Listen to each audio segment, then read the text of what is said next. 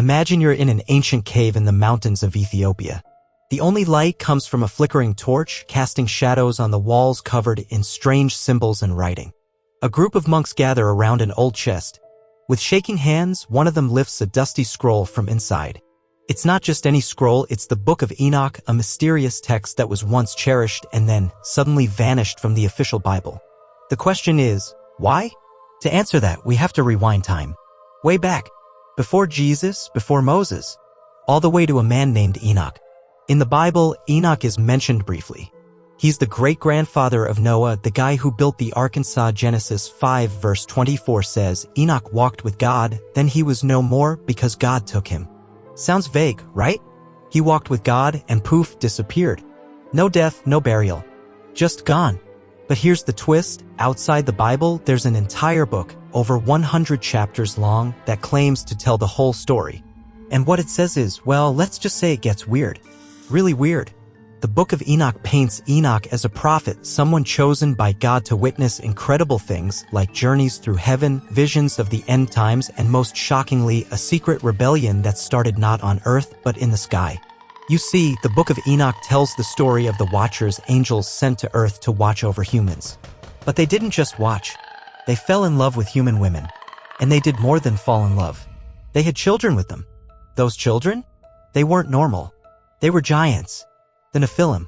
Now you might recognize the term Nephilim from Genesis 6 verse 4, which mentions giants in the land when the sons of God went to the daughters of men.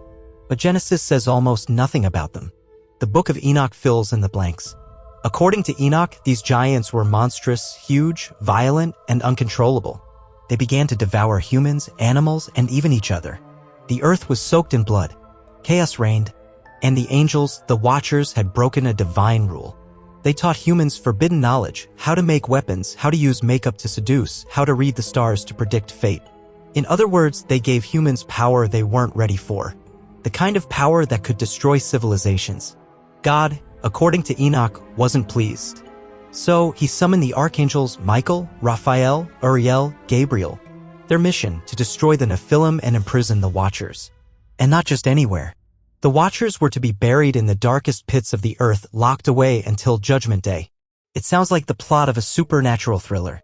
But to ancient people, this was deadly serious. And here's where things get even more mysterious. The Book of Enoch was widely read by early Jewish communities. In fact, fragments of it were found among the Dead Sea Scrolls, suggesting it was considered important scripture by a group called the Essenes. Mystical Jews who lived in the desert and believed the world was about to end. Some early Christians loved the Book of Enoch too. Church leaders like Tertullian even argued it should be in the Bible. After all, it explained where demons came from, why the world is broken, and even gave clues about the coming Messiah. But then silence. Somewhere between the 4th and 5th centuries, the Book of Enoch was suddenly dropped.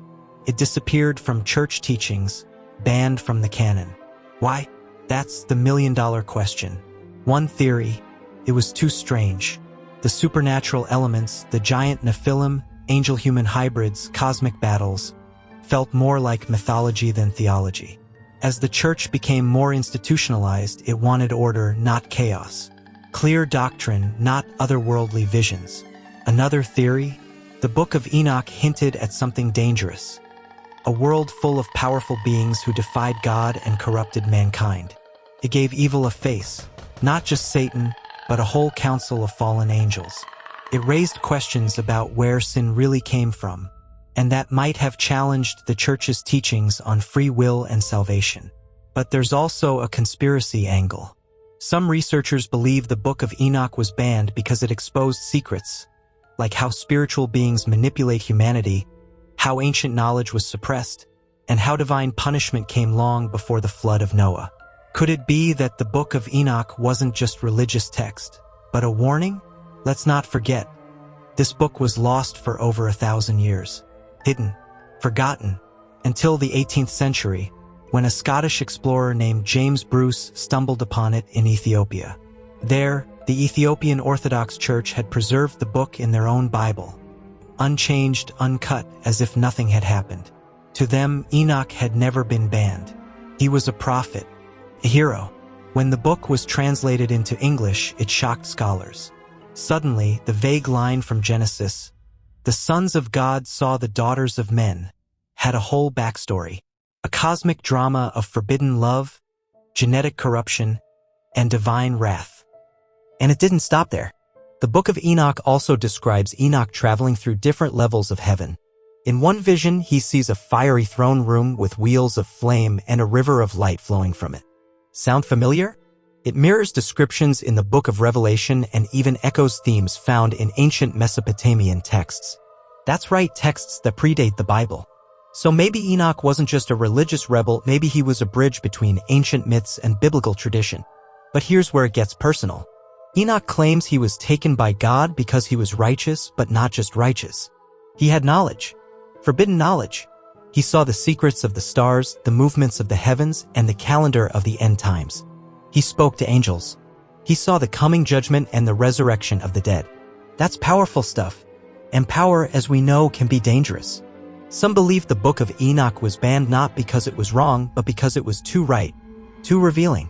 It gave ordinary people access to truths that only priests or scholars were supposed to know. It blurred the line between man and angel, heaven and earth, good and evil. And just like that, Enoch was gone, erased from most Bibles.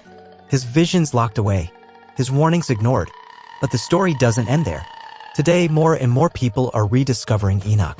Scholars, theologians, even conspiracy theorists are diving into the ancient text and asking, what did the ancients know that we've forgotten? Are the Watchers still imprisoned beneath the earth? Is Judgment Day closer than we think? Was Enoch right all along? And perhaps the most haunting question, if a book that once shaped the beliefs of prophets and visionaries could be hidden for centuries, what else might we be missing? So the next time you read that one cryptic verse in Genesis about Enoch, remember, there's a whole other world behind those words. A world of angels, giants, rebellion, and prophecy.